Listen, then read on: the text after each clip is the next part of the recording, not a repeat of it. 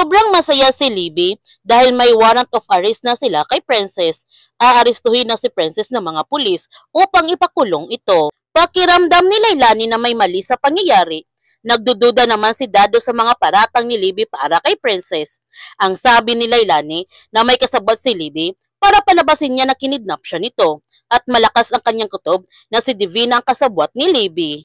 Habang si Princess, inaristo na nga siya ng pulis sa salang hindi niya ginawa.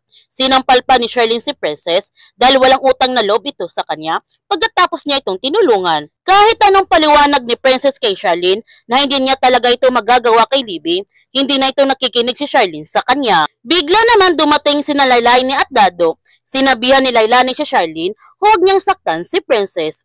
Ang galit na sabi ni Charlene, ang kanyang anak ang biktima rito, kaya may karapatan siyang saktan si Princess. Dito na nga sasabihin ni Lailani kay Charlene ang katotohanan na si Princess ang kanyang tunay na anak para matapos ng kasama ng maginang Divina at Libby. Maniniwala kaya sina Raymond at Charlene sa mga sasabi ni Lailani?